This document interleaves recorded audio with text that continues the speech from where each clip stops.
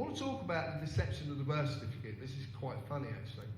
When I was born, my mum or my dad, don't know what one, submitted a birth application form, a certificate registration application form, which is quite interesting because when you register something, you hand over legal ownership of whatever you registered to the body you're registering it to.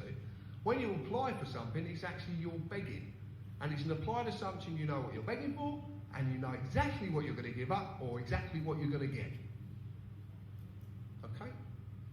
You beg. So every time you make an application, you're actually getting down on handed there and saying, please sir, can I have some more?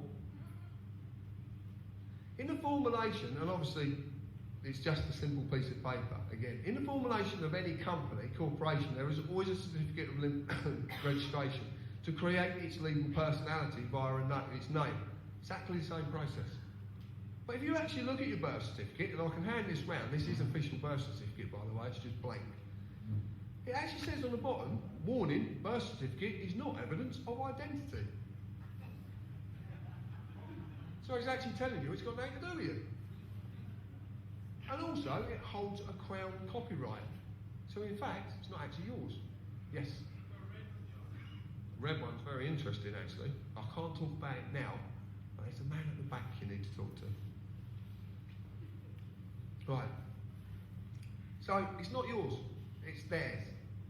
It's a problem. Deception of registration. Now I'm going to ask you a simple question. Consider this, could the government actually take my car away and crush it lawfully if I owned it? Yeah, they will try, but there's a reason for that and I will explain. But could they do it?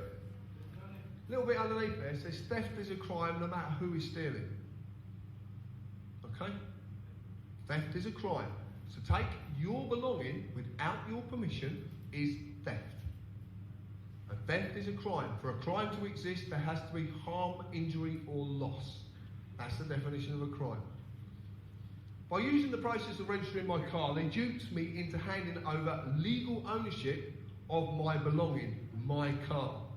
I got a V5 document as the registered keeper, not the registered owner. And that gives me permission to use that car as long as I do it in accordance to the rules of using the car on their roads. Now my car is legally owned by a company. Department of Transport, also traded as DVLA.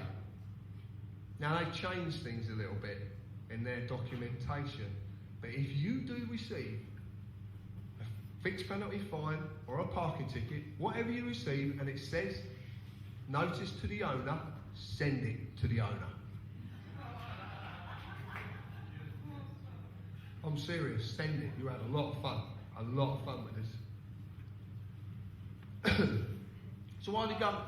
John, would that be the same with the speeding fine? Yeah, if it says to the owner, but they've just recently changed it to registered keeper. Seriously, registered keeper. If I open that up, it'll probably say registered keeper. They just changed it because we've been we're guinea pigs. I do things wrong, and I've been playing the courts and having fun with these people for ages. Experimenting, finding ways to do it, because they can't intimidate me. They used to. I used to be scared to death of going to a court. But it doesn't happen anymore, because I know they're just actors wearing costumes.